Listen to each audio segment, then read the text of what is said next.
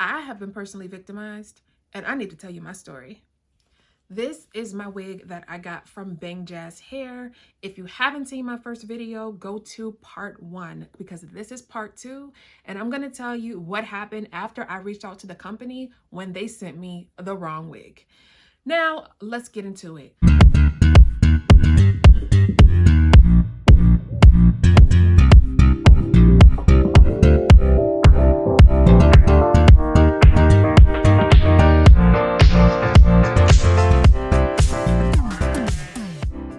First of all, I bought this wig. This is a kinky curly highlighted brown and light brown wig. Now, it is the right wig that I bought. Mind you, I bought this with my own money.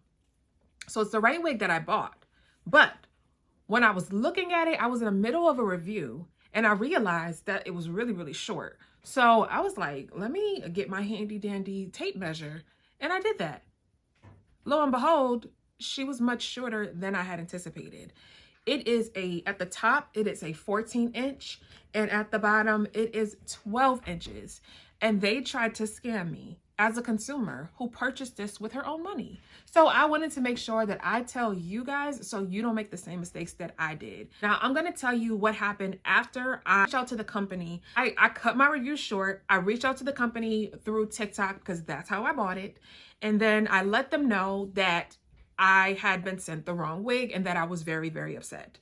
I didn't hear back from them immediately. So I went ahead and I put a review on the page from where I bought it from. Immediately, I got a message from their customer service page of some sort. They were apologetic, but I just felt, I was really upset. I continued to express how I was disappointed in what I had gotten as I purchased with my own money as a consumer. They didn't like the fact that I had put a review on their page and I had put the video portion where I showed them that the wig was short and that I had bought an 18-inch and not a 14. So they had asked me first, can I take down my review? I told them no. And I had offered to send back the wig in exchange for my refund because I just didn't want this wig. They had promised me that I would receive a refund if I took down my review. I again told them no. So they said to me, well, they will send you half the money now. And after you take down your review, we'll send you the other half. I told them no. But then I negotiated and I said, you know what? At the end of the day, I'm making a video review anyway. So you can go ahead and refund me my money and I will take the review down from your page. And after going through these conversations through text for about 10 to 20 minutes, they then agreed to go ahead and refund me by PayPal. And when I got my money back, I did what I said I would do and I took down the review. Again, I am not happy with the wig. They also were nice and they let me keep the wig in exchange for my troubles. So I will go ahead and I will do a full review and wear test on the hair. I want to do a burn test to see if it's truly human hair. I also want to wash it and I will curl it. I will curl a portion of it to see if it curls well.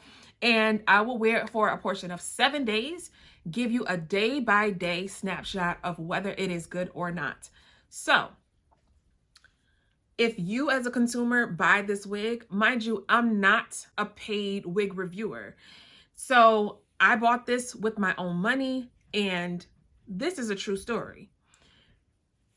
If you buy from Bangjazz Hair, I'm not telling you not to buy, but as a consumer, if you choose to buy, make sure that you're always checking the length.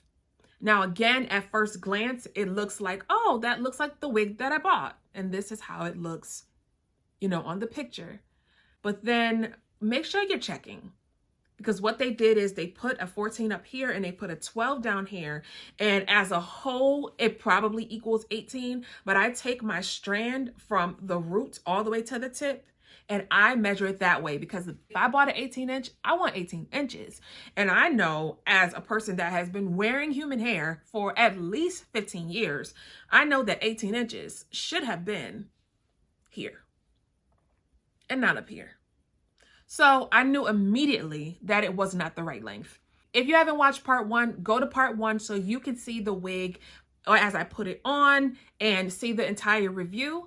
And then go to part 3 if you're looking to see how this wig looks, and follow the wear test for the 7 days that I'm going to wear it so that you can see whether it actually is a good wig. Now, mind you, the company did tell me that they will do a more thorough check from their warehouse once somebody buys a wig to make sure that it is true to length. I don't know if I believe them.